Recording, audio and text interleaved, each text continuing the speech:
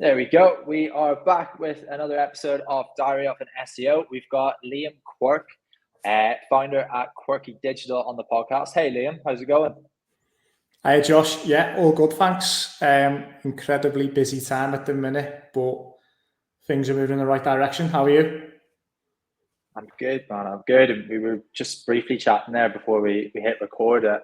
You were, I think, the second person on our podcast way back. That's coming up to 2.5, 3 years ago, maybe, which is pretty insane to think about. So today, I kind of just want to dive in. Quirky Digital. I'm seeing you guys everywhere. I'm seeing podcasts with you. I'm seeing your campaign results. I'm seeing you all over LinkedIn. So yeah, you guys are killing it. So I want to kind of dive in and just see what you guys are doing differently and see if we can provide any value to the listeners today. So Liam, first question I'm going to go in with is, so you've been running Quirky Digital for, I think it's 4 years and 3 months now. So That's right, what's one of the biggest practices that you're doing today that you wish that you were doing 4 years ago? Yeah, it's quite a difficult first question to answer because there's so much, to be fair. There's so much. I think obviously when I started the business, just over 4 years ago, I think the business that I'd created was, a lot of it was based around my knowledge, and it was very technical. And as a consultant, as I was, I think that worked well. People were obviously buying my time. People were asking me for answers to the different questions that they had, and that worked well. But I didn't actually have any real systems, processes in place at the time. So as I've started to grow the business, it's always been a case of we've had systems and processes in place, but they were always for the size that we were at the time. And as an example of like the past year or so, we grew quite significantly in terms of obviously not just number of clients, but members of staff. So we've gone from probably around 10 people were in the team, and then obviously we're a team of 16 now, and obviously the number of clients we've worked with has pretty much doubled during that period, and the systems that we had in place, obviously when, at that time probably weren't sufficient to actually deal with the, increase of clients that we had. And the one thing I wish I did, and I've only really learned this as I've started to make, more senior hires within the business, people that have been at agencies that, are much, much bigger than the one that I've got, is actually having the processes in place to deal with more than you've got already. And I think that that's one thing that I wish I obviously spent the time to do that. And I wish I had a big focus on that, as opposed to, obviously being a business owner, coming from a marketing background. For me, it was all about leads. And I think there've been certain instances, certain times where we've probably overstretched ourselves with what we've been doing. And I can only really say that now that we're actually getting through the back end of it, really. At the time, things were just really stressful, really busy. And I just thought that this is what an agency's like. And don't get me wrong, there are times it still feels like that. But I just know now that we're probably set up as we are now as a company. Obviously, we need to bring in, additional members of the team, but the actual systems, the processes, we just need to add a couple of different people into each team, and we'd be able to deal with, in my opinion, at least 2 or 3 times as much business as we've already got. Yeah, no, that's a really good piece of advice, because like I can even say that, like, that's a problem that I have. Like when you're a business owner, all you're thinking about is leads, results. Right, when's the next one coming in? When's the next one coming in? You're not thinking about that 6 month, 12 month, 18-month plan ahead. And we brought in an advisor in, I think it was December or November, and like that's his big thing, is like, right, well, where are you going to be in 12 months time? And it's like, well, we're just focusing on how many clients can we get in the next quarter. And it's really, really hard to then, as you said, systemize that for that approach. But yeah, I think that's really, really good advice. So yeah, Liam, agency world, people are struggling out there. Economy is shrinking. There's a lot of great agencies out there that are either making redundancies or they've like completely flopped and gone bankrupt. What do you think is going on out there? Yeah, I think you obviously touched on it when you were asking the question. I think a lot of it is to do with obviously the economy, the way the economy's gone. From what I can see, obviously as a company, when we set up, we decided not to go down the route of niching down into specific areas. We've got e-com brands we work with. We've got, really competitive clients. We've got local clients. We've got, SaaS companies we work with. We've got like B2B businesses that we're working with, and we went down that route on purpose pretty much. We've obviously got people within the business who can deal with each of these different areas. But what we have noticed, and this isn't just in SEO, I think it's in business as a whole. I think from what I can see, there are a lot of like e-com brands struggling, and we have lost clients this year, and it's the first time probably since we started where we've really felt it, if I'm being honest. And I think from what I can see, the vast majority of them businesses which aren't having probably the success that they did have, obviously during COVID, are the e-com brands. And it's not through, from our point of view, it's not through results. We're seeing that people have still got rankings, we're still seeing that people are still generating traffic. It's just that the actual end transaction isn't happening as quickly as it was. From what we can see, we know people are going off onto other people's websites to try and find cheaper products. We know people are searching. We can see through search trends, search data, that people are actually searching the alternatives or cheaper alternatives. And we can see that like in tools as simple as Ahrefs. Obviously, you can start to see it now if you type in certain brands and you scroll to the bottom, related searches. We're seeing it quite a lot. I think people are spending less money on themselves, and they're obviously being more cautious, and that has a knock-on effect to obviously the rest of the economy as well. So I think as a whole, that's it from what I can see. I think e-com brands are struggling, and I think there were a lot of agencies that cropped up during COVID, ourselves included, that did know that that's where the money was during COVID, and they went deep on e-com. And if people aren't spending the money, they're not going to be able to invest at the same levels that they did, and that's obviously causing a bit of a contraction. It's one of them. I think that plays a major part. Another thing which I don't think people talk about that much, and I've seen it obviously since the rise of AI, there are much cheaper ways of doing things. So obviously content writing, there are a lot of AI content writing tools out there. I'm not going to mention any names, but some of them are really good, some of them are terrible, and people are deciding to use them as part of their SEO strategies. And what I've seen is there have been a lot of agencies that have cropped up that I'd not really heard of. They've come out of nowhere really, that are offering services at literally 10% of what we charge. Not really providing any specialist knowledge, but what they are providing is content writing at scale. And it's happening. And, for some businesses, it'll work for a short period of time. And then the rankings will, most of the time, will disappear. But we're starting to see that, not just across SEO, but digital marketing in general. There are much cheaper alternatives of stuff coming out. And I think there are a lot of brands that, small businesses, who are buying off price, they've been able to buy things a lot cheaper. Whereas obviously I can see the bigger brands, the ones that have their own internal marketing teams, they're still wanting to work with specialist agencies. I just feel as if the ones that are trying to cut costs, cut corners, they're not really opting to go with agencies anymore. They're trying to do stuff themselves or work with agencies that are offering at a much lower cost. Yeah, I think what I'm hearing across the board is that the bar is pretty low to start a digital marketing agency, an SEO agency, whatever you want to niche you want to go down to. Like, all you have to do is try and promise the world to a few clients. You don't deliver, but they've got no idea about SEO, and you basically just cowboyed your way into it. And like, I've got a friend who's pretty big in the industry he just sends me these horror stories all the time of businesses getting ripped off. So like, one thing I've learned recently is one thing for me, especially on prices, we just raised our prices recently, and it was a big thing for me because in my head I'm like, right, we're raising prices in an economy that's shrinking at the minute, and it's quite tight.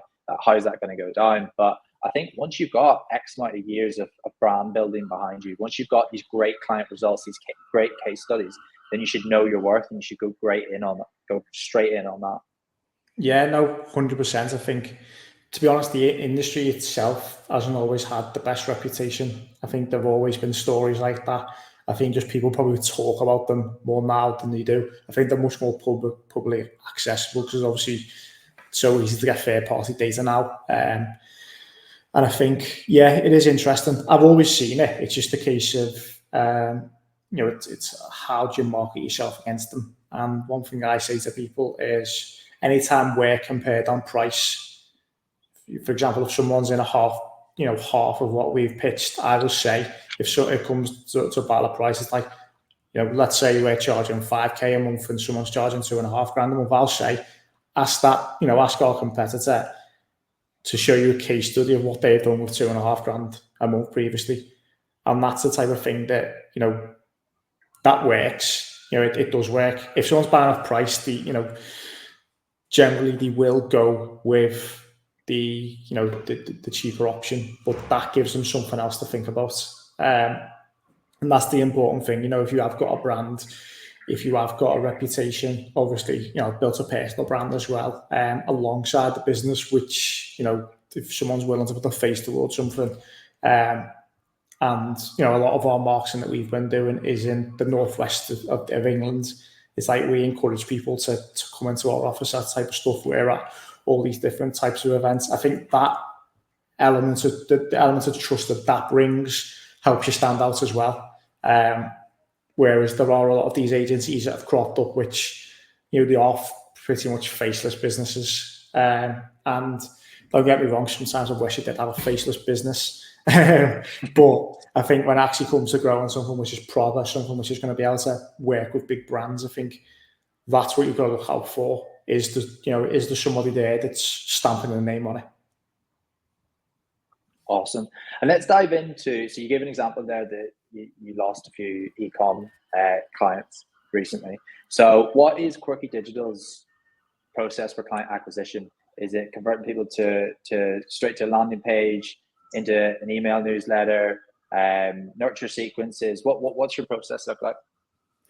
Yeah, I mean, we've got a lot of different ways of acquiring customers, and for us, our website is where we send most people, regardless of where they come from. So obviously we do, our own SEO brings in, decent amount of traffic for us, some, very decent leads as well. We rank for local keywords, we rank for national keywords, we're starting to rank for international keywords now as well, and it brings a solid volume of leads in. And it's obviously people that come through. And if I'm being honest, we don't really send people, regardless of where they come from. They don't really get anything automated from us. It's a case of everything ends up with actually having a conversation with myself or another member of the team. And it's a case of obviously understanding what the goals are, understanding what their ambitions are.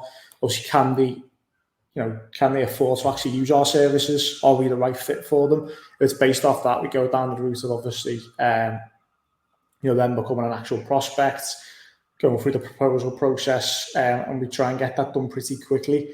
So that's, the website's a good way of doing that. Obviously, LinkedIn, again, it's obviously something which I know you mentioned earlier, you do see us on it quite a lot. We've got an approach on LinkedIn where obviously we've got the company, which will put out stuff related to actually results that we've got for clients. And obviously that's being fed through my personal brand, which, it took a long time to get where it is. So I started posting on LinkedIn about 5 years ago. And I'm only really starting to be recognised for it now. And it's the type of thing which I just consistently, when I say consistent, it might be 1 or 2 posts a week. But if you go back to my profile, literally for as long as this business has been going, there's been weekly posts going up. Some of them have got a few likes, some of them have got a few hundred likes. It's just a case of we've just always been consistent with what we're putting out. It's not always been about results that we've been getting for people. It's been about my life. It's been about, even like the job markets, thought leadership type stuff, which we've consistently being put out. So that's another way of obviously getting people interested. We get a lot of like DMs on LinkedIn, people, asking questions about the service, just asking general questions about SEO. We get a lot of people that might be already using an SEO agency and aren't 100% sure on the value which they're delivering. And if I'm being honest, in that case, I don't really like to get too involved. I just ask if they've got any specific questions about it. I'm not the type of person that will, slag off of other people's work. That's not what I do. But if someone asks me specific questions about a campaign which is being worked on, what do you think of this? I'll give a genuine answer about it. So, we get a lot of different messages through. My end goal for all of them, I'll be completely transparent and honest with it, is if someone messages on LinkedIn and they're interested in the showing interests in SEO services, for me, it's just always get them on a call. And obviously, when we've got someone booked in for a call, let's say, if you come to us, Josh, and we had the call booked in for SEO services next week, I'd spend probably an hour between now and then, obviously, using third-party data to get an understanding of what your pain points will be with your SEO campaign. So when we actually jump on that call, you're telling me stuff that I've already got answers for. So it might be that we can see that non-branded traffic hasn't risen during that period, and I'll be able to give an insight as to why it hasn't, and pretty much being able to answer questions on a sales call for people. So that's my process, and it's probably not as streamlined as it could be. It takes up a lot of time. But we're pitching ourselves as a specialist SEO agency.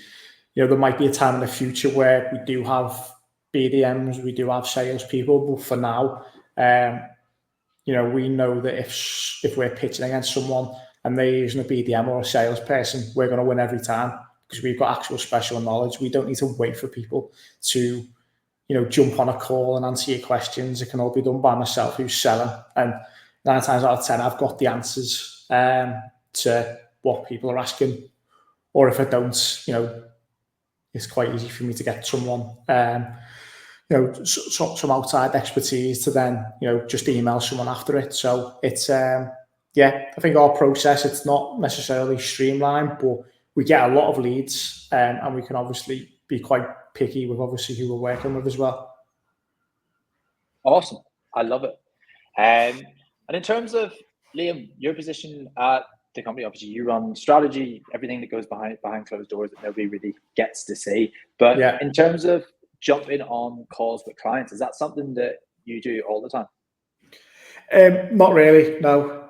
So with existing clients, you obviously got a client development manager who, again, someone who's been in the industry for, probably 4 or 5 years now. For a client account manager, they know a lot about SEO. They've obviously done bits of, they were funny enough were first person I hired within the business, and they've kind of just watched the business evolve. They've watched our services evolve. They know the ins and outs of the business. So they will generally deal with most of our clients. We've got some, very technical clients as well. So as an example, we've got some clients that have in-house SEO people, in-house marketing directors, people who have a real good understanding of SEO, and we advise them on more of like a strategic basis. The vast majority of them types of communications are being done with Rachel, who's our head of SEO. I know she's been on your podcast previously, and obviously other SEO managers within the business. So we've always got someone there that can actually communicate with clients. In terms of my involvement, in terms of dealing with clients, a lot of it is, more around the networking side, seeing what else we can do for them. It's something we've put quite a big emphasis on, particularly since obviously we got out the end of COVID. I do meet up. We've got a lot of clients in London. We've got a lot of clients all around the country, and I do actually take the time to go away and physically meet them. I think a lot of agency owners don't. But, as an example, there's a company we work with in London that we've done a really good job for, become through the work that we've done, through, having similar values, having similar passions to them. They've, and us producing really good results, me actually getting along with them, meeting them, as you would. They've actually introduced to a lot of people down there, and that's something which, not a lot of people, agency owners, talk about that side of things. It's not really, I think networking in general, I think in our industry, I think a lot of people have quite a negative perception of it. And I think it is because you do get a lot of BDMs that will promise people the world about SEO. But I think people don't put that much value on networking because they probably see they're the type of people that go to them events. When in reality, it's all about going to the right types of events, meeting the right types of people. And I'd probably say now, if it wasn't for me the type of networking that we've been doing since we started the business, would probably be like a third of the size that we are, because the amount of referrals from current clients, from people that I've met at events that didn't actually use our services, but like me, that have referred me to other people. It's crazy, and I never thought it'd be like that, if I'm being honest, because I've always worked at agencies. I was always used to kind of leads landing on our lap, wanting to work with us, coming through the website, that type of stuff. And I really valued traditional networking, but I think it's played a massive part of our growth. You don't really see people talk about it much because it's not really that sexy, is it? Get on a train somewhere. Yeah, honestly, I would say network is probably the biggest catalyst of any success that I've had in my career. And I go to quite a few networking events, and every time before, I'm just like, I've either just come back from the gym or I've had a heavy day at work. I'm like, I'll just skip this one. But I always say in my own head, is like the doors that aren't going to be opened at that, like, Josh, you need to go. And it's literally just like, it's not going in and like selling your services. It's just, you just going in, chat to people, like-minded people, hopefully business owners. And like, there's always some kind of value that you get from it, whether it's advice, whether it's a referral, like you said, maybe it's a book to read, maybe it's a course they've just done, or maybe it's like literally just a one-line sentence that really, really resonates with you and changes your whole paradigm on a lot of things. But yeah, I can attest to that as well, Liam. And funny enough, we met at a networking event nearly 4 years ago. It's pretty nearly 3 years ago. Yeah, no, that's it. I think people don't put as much value on like industry networking events. Obviously, I go to probably not as much as I used to be fair, and it's definitely something I pick up. I go to a lot of SEO events, and with that, people, business owner there in St. Forters, how I'm going to sell there. There's just going to be loads of other SEO people. You don't go there to sell. You go there to meet new people, meet new, and find new introductions. And there are people that I've met at SEO events that have, that have referred business to me that wasn't the right fit for them, and vice versa. And I think that's, these people are all doing business with people that need SEO. It's just, it might not necessarily be directly working with them, or it might not be directly their clients. So yeah, it's one of them. I think, I'm actually going to a networking event down in London tomorrow, and I think you talking about theirs kind of just perked me up a little bit for it. And you don't realize it, do you? I think because you do look at them and you think that's going to be a long day, and it's not necessarily time where you can guarantee. If I know that I've got 4 proposals to do this week, I know by doing them proposals that there's a good chance we're going to get some business out of it. Whereas networking, you don't think that, because 9 times out, 90% of the people there you don't know, and especially if you go into a new one, and it's like you've just got to think in your head is you're not going there for work. It's not work. It's a networking event to talk about yourself and learn more about what other people have to say. It's learn about other people. It's imagine you go into the pub but you're not getting as pissed. Well, you never know, man. There's some networking events that there's cocktails from 9 o'clock in the morning. But yeah, awesome. Right, let's move on to, so for the last 4 years, you've grown the team to 16. Again, I see you guys winning awards. I see all these campaign results. I see you out with the team. What's been your method for growing such a strong team? Yeah, appreciate what you just said. I think the main thing for me is, I think it's the culture of the business. I think that's so important. So obviously I've worked at agencies previously, which, in their own right have always delivered, delivered good results for people, had good reputations, doing generally good work, and attracting good types of businesses to work with, but it didn't necessarily always feel like it was somewhere you'd want to stick around, if I'm being honest. And I think that was through, like, obviously a lot of different reasons for that. Obviously, people at different stages of their life, that was obviously an important thing. So obviously the business that obviously, I've created, the actual age range is, average age is 24. The age range of people is pretty much, I think, it's like 19 to 30. So that's like the range of people that we've got on here. And it's obviously interesting. Obviously, people that are at similar stages of life, similar stages of the career. So obviously we went away, and when we're hiring people, it's something purposely done. Hired people with similar values, similar ambitions, that type of stuff, and getting all these different types of people same types of people with different types of skill sets in the same room. I think that's what's created such a strong culture where people in here, a lot of them are friends, which is important to me. It's obviously people wanting to come into a place of work where they feel as if they can. They don't have to be too serious all the time. They can obviously relax. They can obviously talk about what the goals are, what their ambitions are, all that type of stuff. And I think that's obviously an important thing. Another one is the arguments about obviously hybrid working, remote working. Obviously, when we started, everything was pretty much remote, because it was obviously during COVID, and you do have that voice in your head that if you didn't have an office, save you a decent chunk of a decent chunk of change if you actually didn't have the office, and what comes with the office as well. I think for me, I always had that in my head that I actually wanted an office where people would come into. Obviously, we operate hybrid working, but anyone who works here has got to be within commutable distance of the office. There will be times where people, do have to be in the office. I tried to create an office environment as well where, it's got nice things in here. People want to be in here.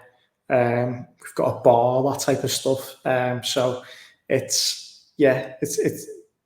feel as if offices nowadays, not a place to work. It's got to be a place where people can actually enjoy themselves. Because don't get me wrong, we've got, we would have hired people that were, could have worked at fully remote jobs. Like when we obviously been in the market for new people, we've been competing against people that have fully remote jobs. And the feedback we've had is, we actually wanted to come into the office. We want to come into the office and, meet with people. We want to speak with people, that type of stuff. So I think that's been the key to it. And obviously where we're based in the city centre is, there's a lot around as well. So there's bars, there's restaurants, and that's the type of stuff that, we take full advantage of as well. Awesome. Yeah, it's honestly, man, obviously operating a headhunting agency, it's a 50-50 split. You've got those people that want remote and they won't settle for anything else. And then you've got the ones that are like, Joe, I miss being in an office, get me back in an office. And I've seen the Instagram stories of the bar, and I think you've got an aquarium and stuff in there as well, or a fish tank. Maybe aquarium is an emphasis. But okay, cool. And then growing that team, then what kind of things stand out to you during the hiring process, people applying to work with you? Obviously we've got different types of people within the business. So, the main, probably two hires that we make, we've obviously got SEOs. So your SEO execs, your SEO managers. So obviously we've got that side of things, and obviously we've got the content side and like digital PR side. Probably with the content side, digital PR, we don't necessarily look for a massive amount of experience. We're not making them hires. It's obviously we'll set people skills tests and give them challenges in terms of what they come back with. But, we don't really care from that side about the previous agency experience. It is obviously how creative they are. How can they think outside the box? Will they be a good culture fit within the business? And it's asking them types of questions. It's obviously understanding what their goals are, that their ambitions. A lot of them have come from other roles. So what's the reason behind them leaving the previous roles? That's always important for me to get an understanding of. And them types of hires are most of the time based off, personality, ambition. As I said before, what type of creativity can they show us? I think that's the one thing that stands out. And I think the people that have propelled within them types of roles are people that really, none of it surprised me, if that makes sense, which is obviously a good thing. From like a SEO side, I think that's obviously, can be a more difficult one to hire for, because as I'm sure you're aware, as you mentioned before, it's quite a low barrier to entry. So when we put a job up, we will get people that apply from all over the world. People that are all around the UK saying that they're willing to move up here to actually work here, all this type of stuff. So we get a lot of CVs. We get hundreds of CVs for these types of roles, and it's a case of what we look at is, and we do this whenever we put like a job roll out for that type of role, when we're making that type of hire, so anything to do with SEO, we ask if people within the cover letter can provide examples of campaigns that they've worked on previously, and that's the most important thing, I think. Obviously, there are people that I've spoken to previously that have worked at big agencies, that have worked on massive campaigns, and you ask them about the campaign, they can't really tell you much about it. It's just that the agency they used to work for used to work with this client, and it's good. And there are obviously pros and cons that come to that. When you've worked in a massive agency, you understand how the operations work, and that's all good knowledge to have. But for me, it's understanding what role they obviously played as part of that, and that's important, is actually getting under the bonnet of what was the outcome of that campaign and what was the outcome of what part you actually played. That's key for me. Something that I am also very impressed by, and this is probably more from my background. So I've never worked at an agency which is bigger than what I've created. So I've always worked with within smaller agencies, and don't get me wrong, I worked on some big campaigns previously, but I always had an emphasis on building up my own portfolio of websites. So that was something which I always, some of them are still large to this day. You can check them out. You can see the stuff that has worked on it. You can see the stuff which hasn't worked on it. And I would always be able to tell people. And I think that when someone can come to me and doesn't necessarily say that they've produced the best results, it's just like, are you passionate about it? Can you explain the negatives and positives of different campaigns? Why do you think this happened? Why do you think that happened? And when people can do that, it's, they're the ones that and I'm not necessarily saying the best people that work for you are the ones that work in their own time, but the ones that are passionate about it and research it in their own time are always the ones which, really flourish. And I think that's, and you'll know this more than me, obviously you have probably been involved in more interviews, you've probably spoke to more SEO people about hiring candidates previously, but from my experience, when I worked at other agencies and when I was looking around for jobs at other agencies, I was never asked them types of questions. It was always me coming with my portfolio, telling people about it, but I was never asked the questions. And I think it shines through when people do that. Fully agree with you. One of the questions that my team always asks is like, what's one of your biggest failures that you've learned from? And those candidates that can go back and be like, well, the site got tanked here. This is what we did. This was the team that was involved. This was my point of view on it. This is what I learned from it. I can go forward on that. It's massive. It's all about learning from your failures, isn't it? That's it. I think with SEO, I think it is like, if you worked on campaigns that were always successful, you wouldn't, and you worked on big campaigns where people were obviously searching, everyone was searching for the brand name. Google likes all them different types of websites. If someone can come down and tell me how they've recovered the site from an algorithm update and they managed to, pinpoint what that issue was, I think they're the types of stories that get people excited. 100%. Absolutely. Right, Liam, last question. I'm worried if your time, and we've only got a bit left. Right, future of SEO. It's not dead, but there's a lot going on in there, right? Everybody thinks AI is taking over their job. Where does Liam stand in all of this? Yeah, my opinion is that I think average SEO is going to become dead. And that's the honest answer. I think AI can do a lot of average jobs. And for a lot of agencies, that in my opinion is going to become quite troubling for them. The ones that haven't made the right hires in the right places, haven't got strategic thinkers within the business, haven't got people that can.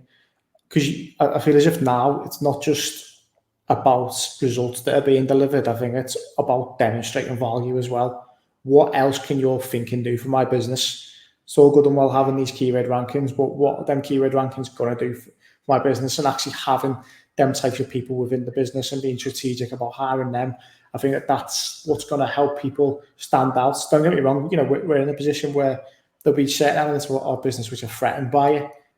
But I look at it as, it's an opportunity, because I feel as if in terms of obviously knowledge, I think from what I can see, people are going towards more like the specialist SEO agency route. These are the ones which are really going to thrive. And I think that's what, since I started the business, that's always been what I've been aiming for. And I feel as if we're getting there now at the right time, to the point where, like your checklist style campaigns are not going to say they're going to become redundant, but the actual, you're not going to be able to charge people much money for them.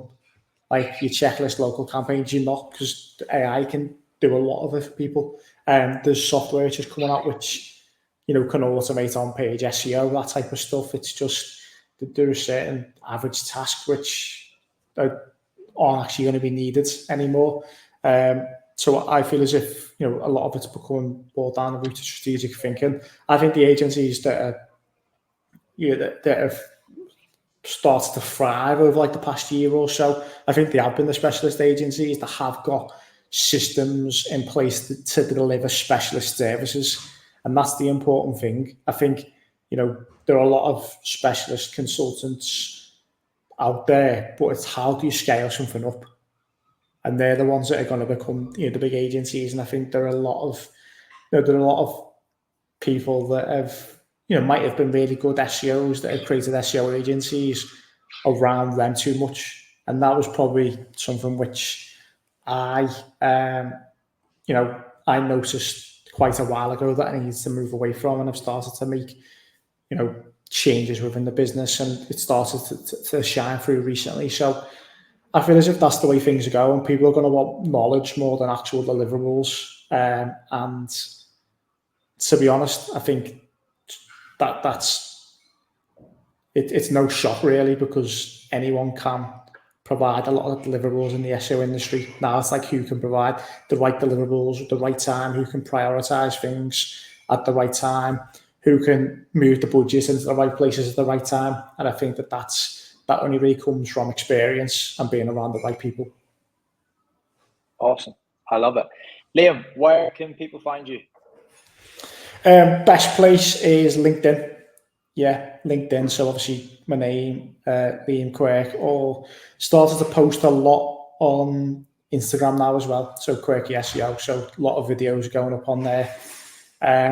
TikTok, I've started to post on TikTok as well. But it's just like, the reels that I put on Instagram. So whatever you fancy. I'm not really on TikTok that much, but the videos are going on there. So if you want to reach out, LinkedIn or Instagram's the best place. Awesome. I'll put all the links below so they can find you, Liam. But yeah, Liam, thank you very much for the podcast today. I think there's a lot of value in that. So thank you so much for your time. Cool. Cheers, Josh. Thanks for having me on again. Cheers, mate. Awesome. Right. I've ended that.